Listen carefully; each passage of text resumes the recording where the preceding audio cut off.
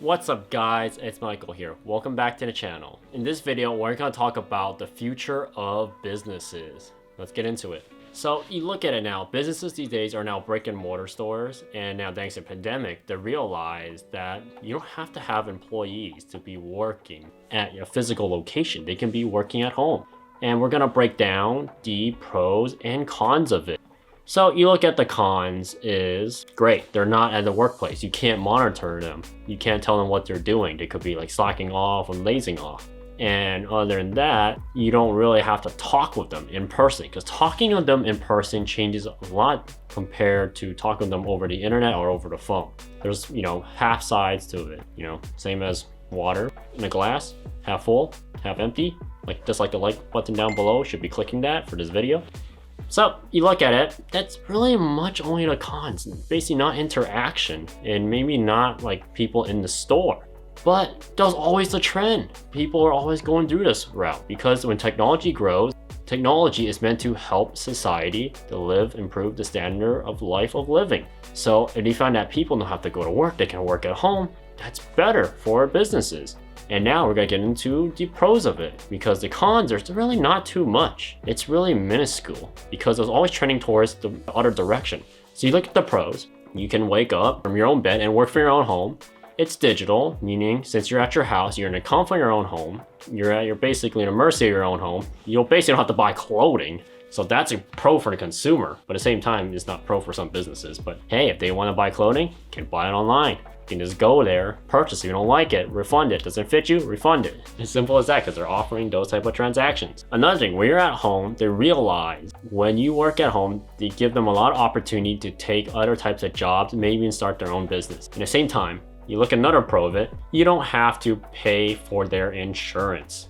Meaning, this is basically a boundary limit between owning a business, have to pay for employees' insurance, and not have to pay for it. Because they can justify as a business owner, you're working at home, you don't really have any liability from coming in the workplace and being possibility of getting harm, or maybe just being dropped 6 feet under, getting to a workplace. Stuff like that has to be taken into consideration. But if you're working at home, the consideration becomes a lot less. Another pro of that, look at operating costs. So if your employee works at home, especially for most businesses, this does not really apply for restaurants, but restaurants can utilize this idea too, which I'll get more into it. So if you work at home, you don't have to pay for your own clothing. Electrical bill now is definitely skyrocketed for an employee. The second time, the employee also gets benefits. They don't have to drive a lot. They basically don't have to be commuting on the road, making up a lot of traffic jams, stuck in a road. When you're stuck in a road, a lot of people going to work, you'll create traffic jams. As simple as that, until autonomy on electrical vehicles becomes mainstream. Not gonna happen.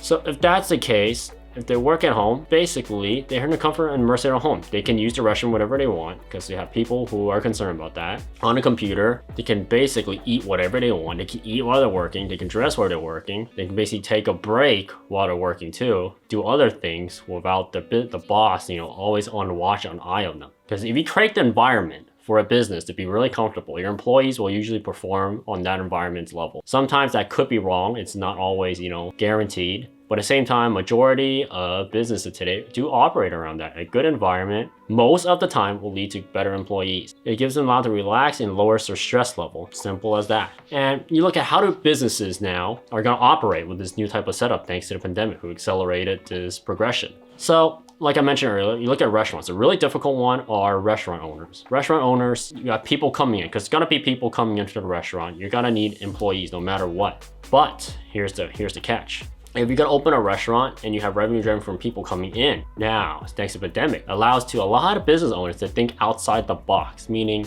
why do I have to only make revenue from customers coming in and purchasing things? And of course, you still have to have employees because it's a restaurant. So what they can do, they can sell food, products, or recipes. Look at Uber Eats. Look at basically DoorDash. You have people coming in, picking up food, bringing it to whatever person purchased. That's actually another form of transaction to them.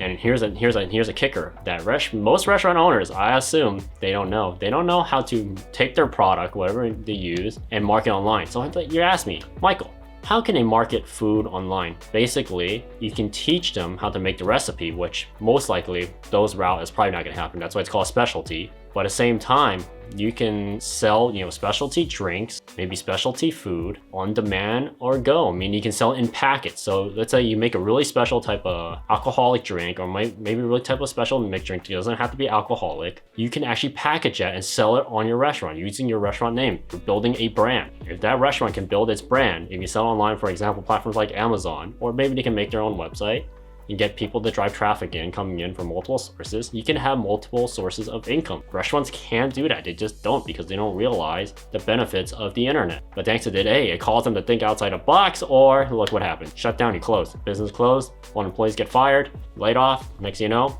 that's how life is.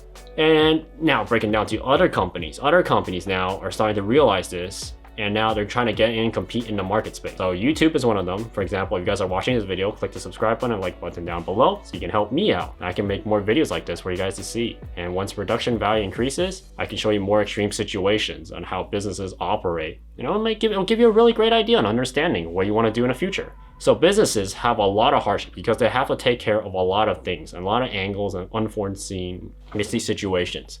And the future of businesses, let's face it, it's gonna be tech, okay?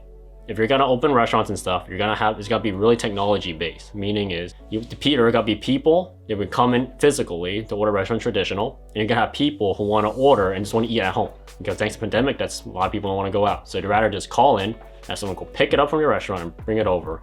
Great, more money for you, another type of transaction settled. And the third type of transaction I think they should start doing is basically transactions where they sell their own products. If it's food, maybe sell type of specialty drinks, like I said, maybe packets, whatever type of drinks, maybe even show how to make their product. Because if you show them how to make your product and you put it on like places like this, YouTube, a lot of people are willing to try. And businesses itself, they are going to end up like this, one way or another. Brick and mortar stores are still gonna be a thing. They're not gonna be completely wiped out, but mainly it's gonna be, changed up by warehouses, because people are gonna need things to store those type of stuff. And that's all I have to say for this video. I see you guys next time. Please like, share, and subscribe. Peace.